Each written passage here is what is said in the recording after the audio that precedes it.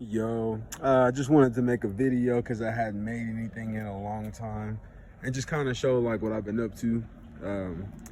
Well, yeah, this is the same car. This is my turbo CB7, but this time I did swap it with an F23.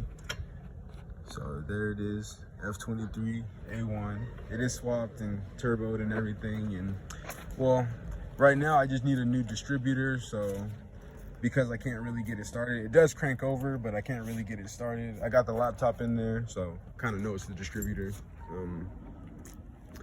Yeah, I just wanted to talk about some things that I did to just at least get it to this point, since I don't have much else going on today. Guess I'll start with the engine. It's an F23 A1. They come in the 98 through 02 Accords. Got mine from an 02, just better peace of mind, you know, a bit newer. And it does have K20 A2 pistons in it. They do share the same bore, so I was able to do that. All that's in there. The transmission, just a manual F22 A6 one. And that goes directly onto the engine. Doesn't need like an adapter plate or anything. It bolts straight up. F22 B1 intake manifolds. I was gonna use the B1 exhaust header too, just to convert everything OBD1. But so yeah, we got that going. Let's see. We're using the F22 A1 distributor that actually does bolt straight up into the head, which was a pretty cool thing to find out. Also the axles on, I believe, the passenger side, I did use the 98 and 02 Accord axle just because it was a little bit beefier, although it was the exact same one as the CB7 axle.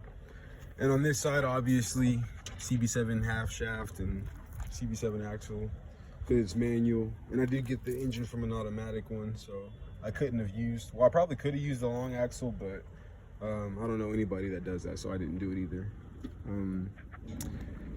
Yeah, let's see. That was it, really. It's dropping. I used my F22 A1 harness. And also for VTEC, I actually ended up purchasing a sub harness off eBay. This is what it looks like. And I've got it ran down into the engine bay and plugged into the ECU. And you can see the pressure switch right there where my finger is. That's the end connector that comes with the harness. And I'll show you what it looks like inside the car. Yeah, it's all a mess in here. Yeah. And then you can see the sub harness for VTEC, knock sensor, and the pressure switch. But yeah, got the aluminum half radiator, dual core. Better than the stock one that I had, my stock Civic radiator from my old setup with the thick ugly fan. I just chopped the connector off and just made it work. I could turn on the fan so I know they work, and that's all good. I need to mount it better. It's a little bit bad, but you know, hope you get what you get. And this time my intercooler is legitly actually mounted to the car. It's not hanging by those terrible shoestrings you saw last time. So got that looking all legit and stuff. The intercooler piping is pretty much the same as the last setup. Oil pan's different though. You got to use the F23 oil pan. H22, H23 ones don't work for it. We're still using the F22 A1 injectors. You see the resistor box is still right there. Let's see. But yeah. Other than that, just to prove it's the same old car. Yep, this thing is, I'm hoping it's gonna be a sleeper this summer. So, yeah, you can see on that side, it's all rusted through.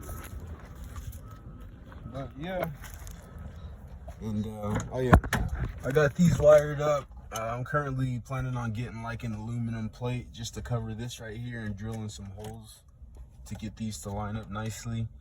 And I'm also gonna get a third oil pressure gauge, you know, and I'll flick it on just to show that, you know, they're wired up and they work, even though this isn't really anything. But yeah, so got those back in there.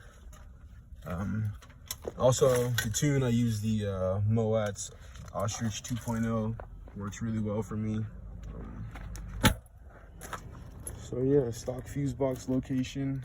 I'll be making a video maybe in a week or so once I get this thing going, and I'll plan on taking a lot more videos, so just stay tuned and signing out.